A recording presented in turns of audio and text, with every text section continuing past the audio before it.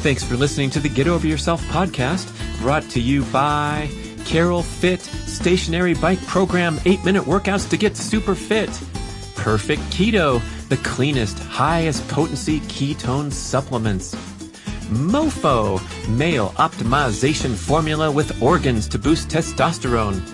Let's get checked. At home testing kits. Try lgc.com. Almost Heaven, beautiful compact home use sauna kits. Brad's Macadamia Masterpiece, the mind-blowing nut butter blend. And check out bradkearns.com/shop, my personal selection of favorite products for health, fitness, and peak performance. And here we go with the show. The top 3 things that a man looks for in a female partner. Number 1 is youth and beauty. Surprise, surprise. Number 2 is loyalty. And number 3 is kindness. When you found your partner and you're working on it, trying to make things work, Wendy offers you 4 attributes of winning relationships. And number 1 is physical attraction. You have to have that chemistry. We're pushing these kids so hard. We want them to speak right, behave like adults. We put them into all this extracurricular stuff. And then free playtime is often perceived as a waste of time. Sleep is compromised so kids can finish their grueling, rigorous schoolwork and all the extracurricular things they have to do. And the meals and snacks have become fast, processed, nutrient-deficient choices so kids can be quickly shuttled to school, piano, soccer, math enrichment class, and so forth. Hello, my lovely listeners. Thank you so much for your support and interest in the show. I am having a wonderful time. It's been over 200 episodes, maybe 210, 215 by now, here in late summer 2020. And boy, it's just been really great to connect. Those of you who take the time to email getoveryourselfpodcast@gmail.com and provide any and all feedback. It's really nice. So I would love to hear from you in any way, shape, or form, and particularly leaving a review on iTunes or wherever you consume podcasts would be a huge help to the show so that more people find it, spread the word. I have this awesome podcast playing app called Podbean that allows you with the push of a button to create an audio clip lasting from 30 seconds up to a maximum of 2 minutes. And so you actually make a file on the go while you're listening to a show if you like something, and it'll save, and then you can text it to a friend and they can play the clip regardless of how they play podcasts. You don't have to have the same application that you created it with. But then when they hear the clip, they'll be inspired to go to their podcast player and subscribe. So it's all about subscribe. And also the email newsletter that we put out at bradkearns.com. I would love for you to subscribe to that. It gives a wrap up of the published shows every single week to keep you up to date. And also we do a fabulous second newsletter occasionally with some lengthy articles that'll help you make some sense of the content on the show, get it in another medium in the written word. And that's been really well received too. So hopefully you're on board with subscribing. And when you subscribe at bradkearns.com, you get a whole bunch of super awesome, cool, free PDF downloads, including Long Cuts to a Longer Life, including Becoming a Modern Day Mofo. We have some recipe e-handouts, and you'll get a whole nice collection, easy to download with a push of a button. All you got to do is subscribe to the email newsletter. Make sure it doesn't go in your spam folder either. Pull that puppy out of promotions if you're using Gmail, and you hit a button once and you move it over to the primary inbox, and then it says, do this for all future newsletters from Brad Kearns, and you say yes, and then you're locked in. I know life's busy, the inbox is busy, mine is too, but for those people who can make it through the gate, I'm trying to be one of those people and put out a really quality product with my wonderful team of many, many people behind this podcast. So hopefully you can appreciate the hard work that we're doing, trying to do our best and make it a community effort. So we'd love to hear from you accordingly. This show is called Insights from Experts Part 1, Relationships and Parenting, stuff like that. I have a whole another show set up, will be Insights from Experts Part 2, where we're talking about biohacking and health optimization. But this is the touchy-feely stuff that I am committed to including in with the picture of all the things that I've been focusing on in the work realm for many years, talking about diet and exercise and fitness and sleep and all this great stuff. But if the other stuff ain't working good behind the scenes, then what's the point of optimizing your diet when you're being a dick to your wife or girlfriend? That's my mission assignment number 10 on the MoFo mission. Quit being a dick to your wife or girlfriend. Just as important as doing those high intensity workouts and getting the crap food out of your diet and so forth. So since we're in the world of short attention span, instant gratification, this is a compilation of brief insights from an assortment of experts. Most of them have been guests on the podcast, so I'm pulling from the great database that we have from the many interviews over the past 220 shows. Some of it's also from reading articles or people that I haven't quite yet landed to get on the podcast. So hopefully you'll be inspired to go back and listen to some of the shows of the people I mentioned. So the content here in this show, interpersonal relationships, especially your romantic relationship, family life, raising children.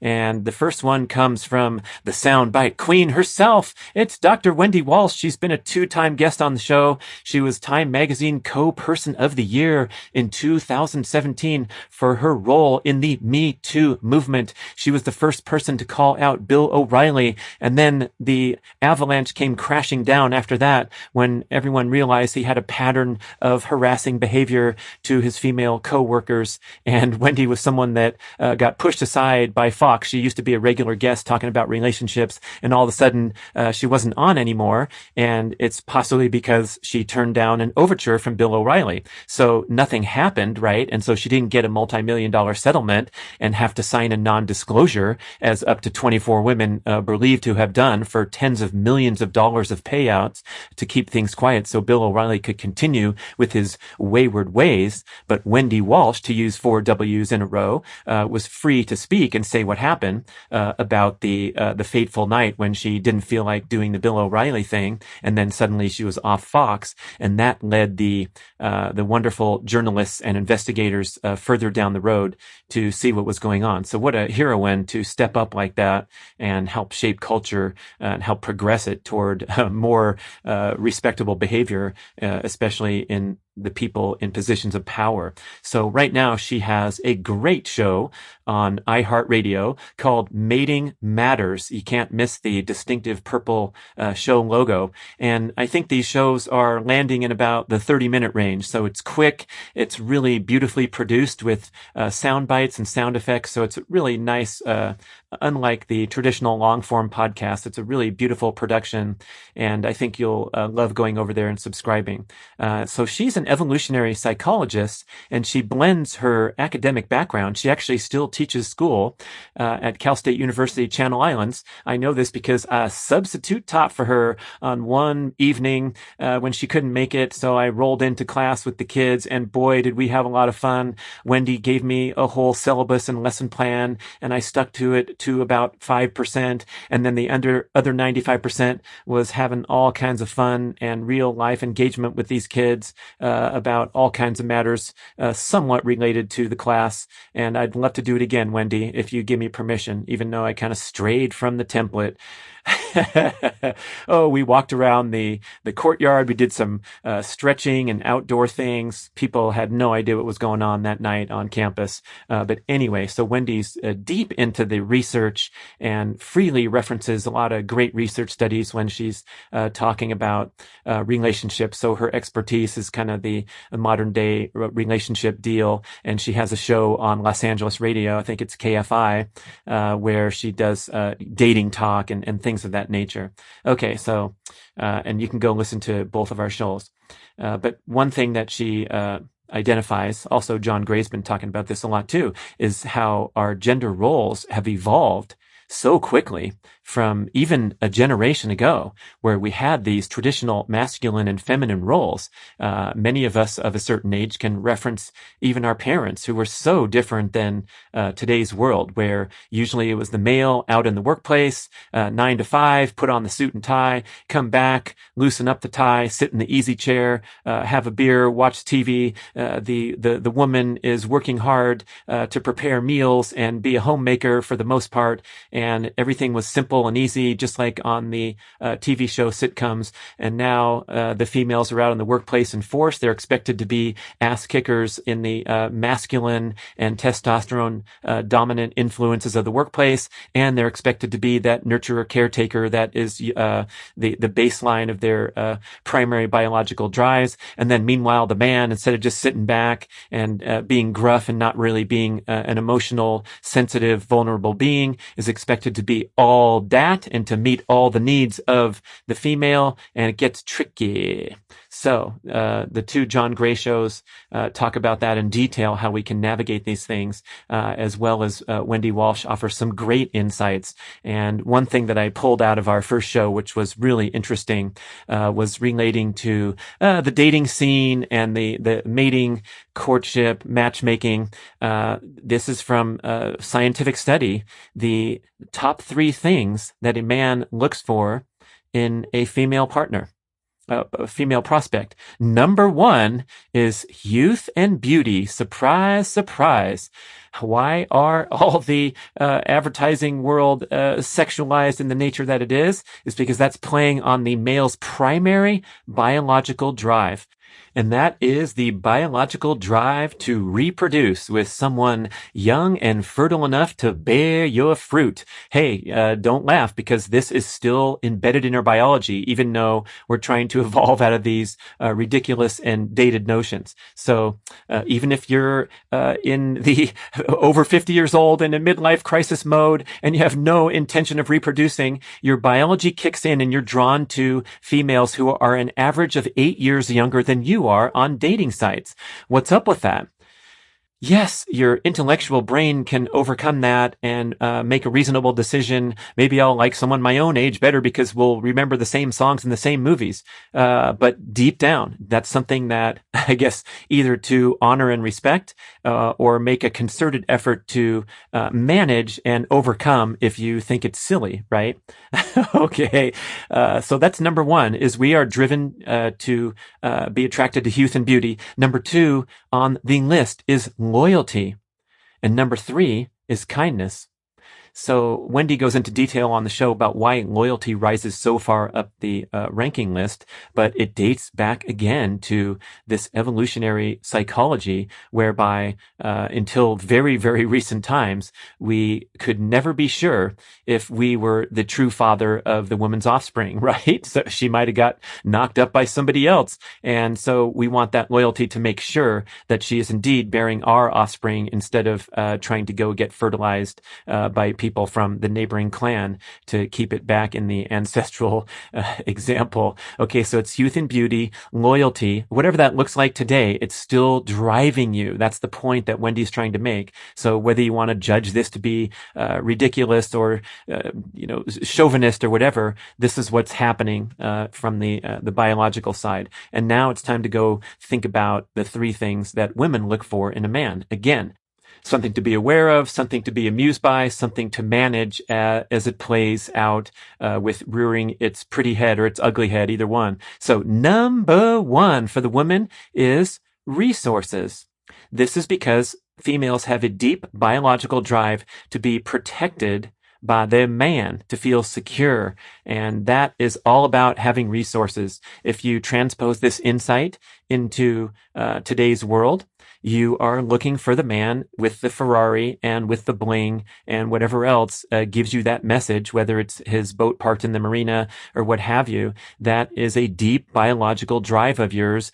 Even if you're a super duper modern day female with your 6-figure income and your independent streak, your fiercely independent streak that you don't need no man for nothing, it's still in there, and you want to be aware of that and manage it. So number 2 on the list after resources is intelligence. Why is intelligence so far up there? Interestingly, it's because it indicates that a man who loses his resources, who has a bad hunting winter or whatever, is going to be smart enough to go and acquire more resources. So resources and intelligence paired together, honoring that deep biological drive to be protected. Wendy says, interestingly, that sense of humor usually plays out as number one or way up there on the list of things that people put on their dating profiles as their list of important attributes. But sense of humor is really a proxy for intelligence.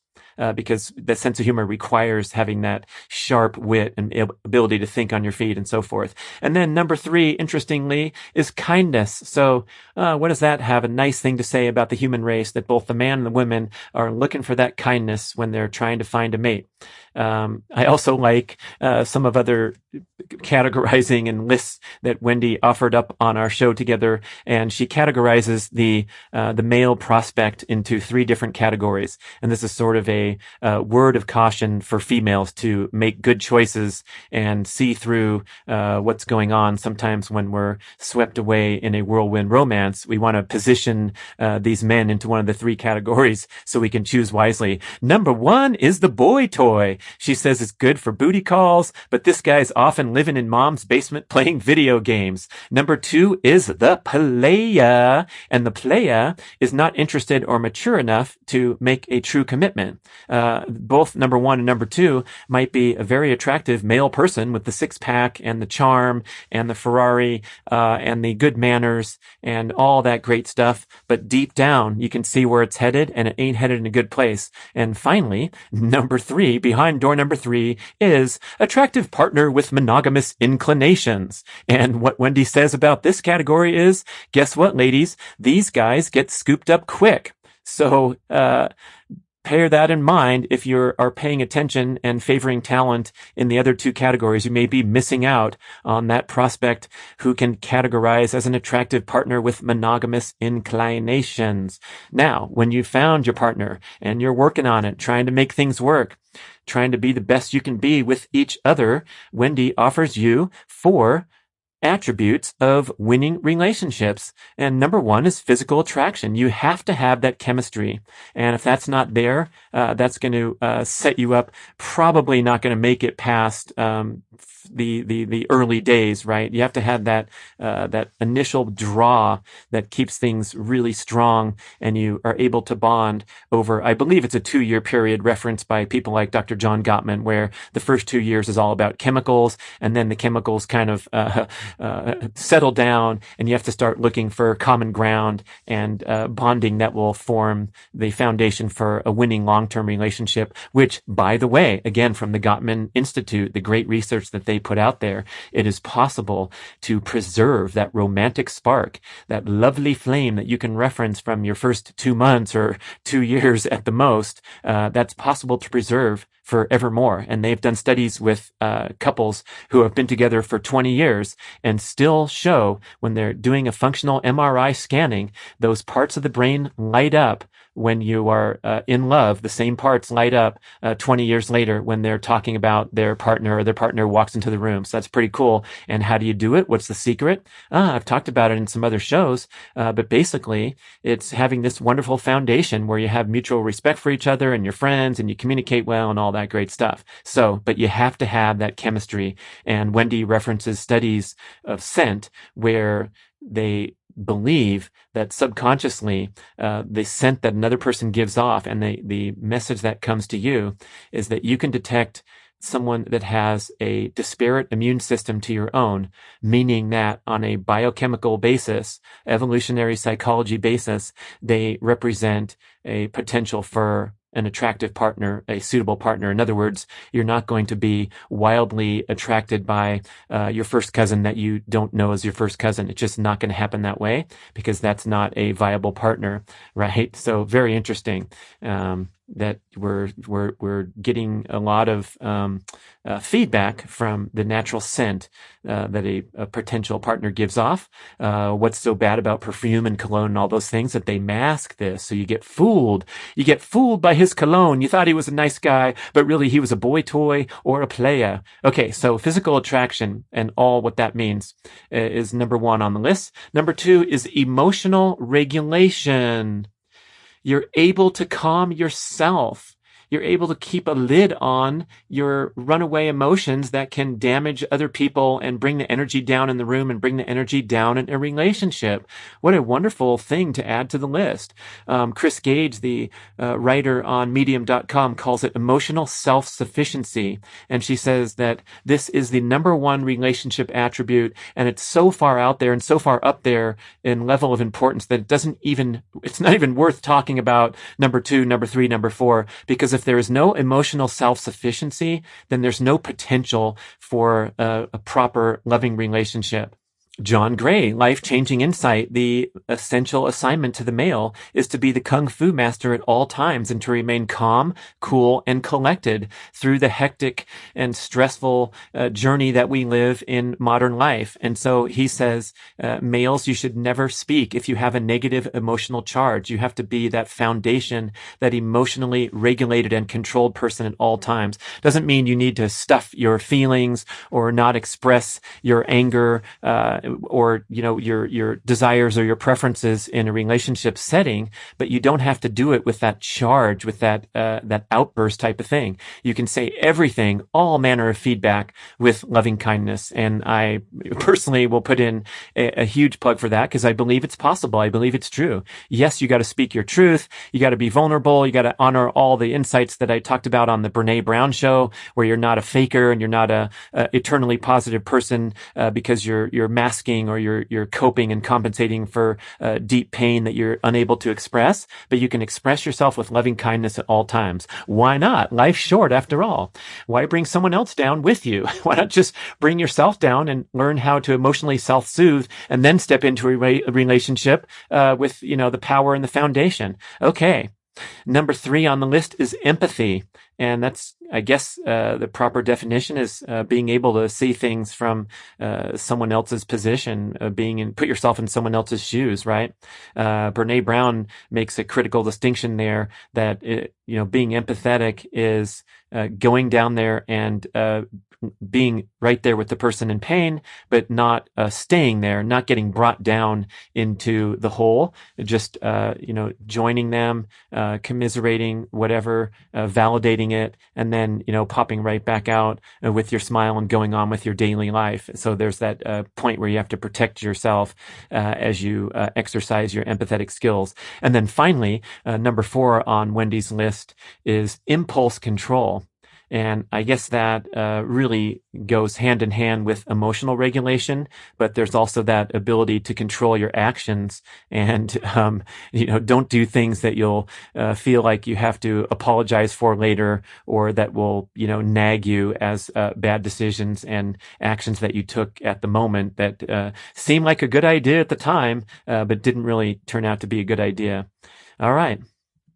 As we get near the end of the show, let's say everything worked out great and we fast forward down the line and now you got kids, everything's wonderful, and we're going to try to figure out how to best raise our kids. We have some wonderful insights from Dr. Ron Sinha, who was a wonderful guest on the show. He was mostly talking about health and managing the exposure and your risk factors to global pandemic virus, but he also has wonderful insights about parenting on his blog, culturalhealthsolutions.com. And so here's an excerpt from one of his great articles. He says, as highly motivated parents, we often push our children to start acting like adults from an early age. Yeah, we want them to speak, write, learn, and behave like adults. In an effort to do this, we enroll them in all types of extracurricular activities to advance them beyond their age. Yes, he's reading at 4th grade level now. Oh, that's wonderful. Yeah, you know what I'm talking about. And Sinha definitely knows because he's down in Silicon Valley taking care of large employee populations that work for some of the world's leading tech companies, Facebook, Google, Oracle. And so he's dealing with one of the most affluent work populations in the world, really. The average income in the high-tech hub of California, Silicon Valley, San Francisco Bay Area is 2.5 times the national average. The median home price for a simple average, 3-bedroom, 2-bath tract home is 1.3 million or 1.2 million in the associated counties in that area. Absolutely crazy. And despite their relative level of affluence, there's a widespread penchant for people suffering from FOMO, fear of missing out, and keeping up with the Joneses. So all that affluence just breeds scarcity and insecurity and consumerism to the extent that Sinha has identified this as actual disease states that have metabolic consequences. So his patients are coming in, even though they make a good income and have far more than most people dream of, they're still suffering from having not enough and feeling a scarce insight and perspective about life. And so when it comes to parenting, typically going hand in hand with this hard-driving, hard-working professional in the high income levels is that pushy helicopter parenting, which has become such the modern trend. And I'm interested in talking about it. I've had the topic come up on a few different shows, and I think brought to light in our culture no more profoundly than with the college admissions bribery scandal, just the ridiculousness of that whole thing and what that means with the repercussions and all that's going on, to a lesser extent, obviously, but that parent looking over the kid's shoulder as they're writing their essay and intervening too much with their sporting experience or their journey through school and other peak performance endeavors. So it definitely seems like a trend, but I appreciate the wonderful point made by my son to me when he said, look, you can't make a generalization about an entire generation. And in many ways, we have it tougher now than you guys did a generation ago. It's tougher to get a job. The cost of living, the indexes are skyrocketing such that in the old days, and I can agree with this, you graduate college, you had an easy job offer if you were in the proper majors that, had a direct economic application like accounting or engineering, and you could go live in an apartment by the beach if you wanted to or whatever and do okay. And now things are pretty crazy. So there's a lot of struggling accordingly when kids want to follow their passions and dreams, but the economic prospects are dim, and all of a sudden they're in a budget crunch right after really working hard to get a degree, and they're out there serving beverages at Starbucks when they studied Russian literature or what have you. So we have the overt, disturbing examples of helicopter parenting and coddled kids who aren't ready to cope with the real world. But we also have a ton of great kids out there who are pursuing their dreams and working hard and, oh my gosh, doing great things. Okay, so yeah, let's keep it real. There you go. And back to Sinha's article. So we're pushing these kids so hard. We want them to speak right, behave like adults. We put them into all this extracurricular stuff. And then free playtime is often perceived as a waste of time. Sleep is compromised so kids can finish their grueling, rigorous schoolwork and all the extracurricular things they have to do. And the meals and snacks have become fast, processed, nutrient-deficient choices so kids can be quickly shuttled to school, piano, soccer, math enrichment class, and so forth. In a frenetic effort to get children to behave like adults and perform academically far beyond their years, we're neglecting the fact that our kids are also being metabolically and medically accelerated into adulthood by developing conditions like type 2 diabetes, fatty liver, and high cholesterol. Most pediatricians, like Dr. Sinha's wife, Shally, were never thoroughly trained to treat conditions like type 2 diabetes, abnormal cholesterol, and fatty liver because these diseases were not supposed to appear in children or adolescents. Use this period of time as a parent and you're raising your kid to help the entire family adopt healthy practices and give kids the opportunity to daydream, play, mostly without screens, and just be kids for a change. What a wonderful plug. And parents, can you acknowledge that some of this is going on, that the kids are being rushed around like never before? I know from my comparison to being a kid previous to the digital age that there was so much downtime. There was so much more one-on-one social interaction rather than interacting through technological devices. And so these kind of intangible skills that maybe were seeming to be unrelated or unimportant on your path through life as a contributor to the economy actually turn out to be really important, because being able to communicate, to network, to connect on a real level, and also to have that time to process and daydream and allow insights to come to you rather than be constantly busy and constantly stimulated and constantly distracted so that you don't even have time to sit with your own thoughts. These are the ways that I was able to chart the course of my life, and all of us listening can reference that. It wasn't from constantly responding to text messages or swiping through social media that we forged our path and kind of formulated our character, our dreams, and our destiny. So as a parent, if you have that opportunity to slow your kid down today, to establish off hours for the digital devices.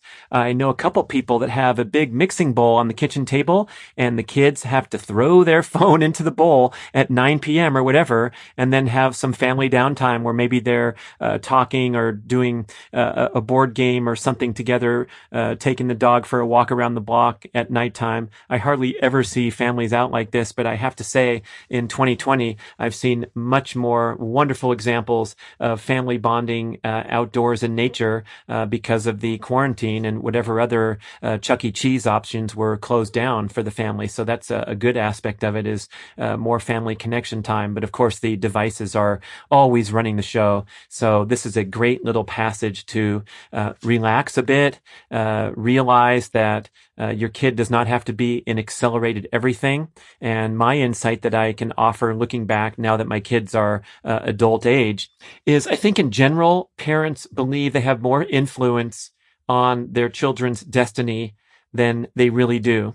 And I would say that I fall into that category too, where I thought I had to create this ideal experience for the kid so that they would get interested in sports, music, art, being a good student, being a good person, eating healthy, exercising. And so I think we can all take a deep breath, relax, sit back, and let your kid discover the world with them in the driver's seat, with you giving unconditional love and support and opening doors for them and availing them to opportunities that they may or may not take advantage of, whatever lights them up themselves.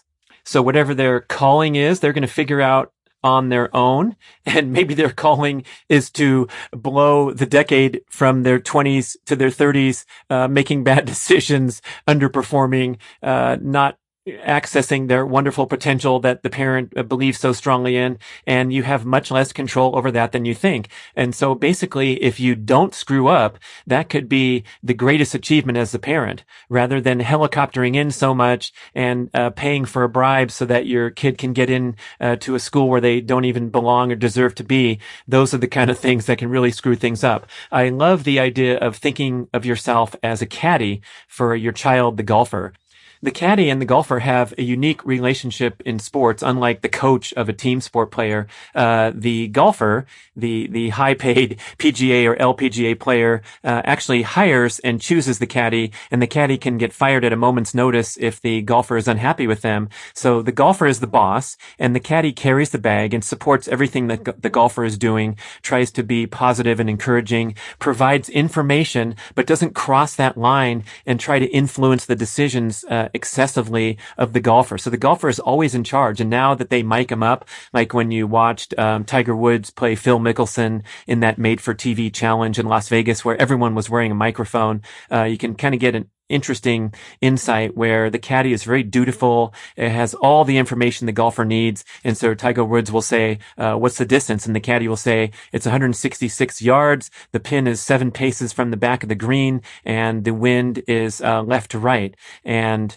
the golfer will say, yeah, I'm thinking 6-iron. And the caddy will say, great choice. You can do it. I like 6-iron. A nice soft 6. Don't overpower it. And that'll be a typical exchange between the caddy and the golfer. And then if the golfer hits a terrible shot, you're not going to hear the caddy chastise the golfer for being an idiot. Also, you're not going to hear very often caddies trying to second guess the golfer and talk him out of his original choice, because the golfer is the one that has to take the swing. The golfer has to own it. It has to be the golfer's intuition and the golfer's commitment. So usually you hear the caddy offering words of support and confirmation. Once in a while, the caddy will make a bold and brave suggestion, especially if they have a good caddy-player relationship, where the caddy might say, you know, a 5-iron would be safer right now, and you have a 3-shot lead. So let's take the water out of play. What do you think? And the golfer will go, okay, all right, I'm going to take the 5. And that's the kind of if you can transpose that to discussions with your kids, where many parents have a tendency to be overbearing and talk so forcefully and so frequently because you have all that wisdom and life experience that your kid doesn't, and you get to the extent where you're not even listening to the kid, and pretty soon the dreams get blended together where you forgot that your kid doesn't really like football and would rather do clay sculpture, but that was your whole life and it worked for you, and so you threw that upon your kid from the time they were first able to throw on a toy helmet when they were 6 years old. And so, yeah, I'm just putting in a plug for sitting back, offering that unconditional love and support and guidance. And of course, having the boundaries and the structure. And if the kid needs to bump up against these types of things, usually adolescents do need to bump up against rules and boundaries and limits as a component of their personal growth. So I'm not saying that you're going to be the cool dad like on Modern Family. Remember that first, if you watch the pilot, the guy looks at the camera and he goes, yeah, I'm what's known as the cool dad.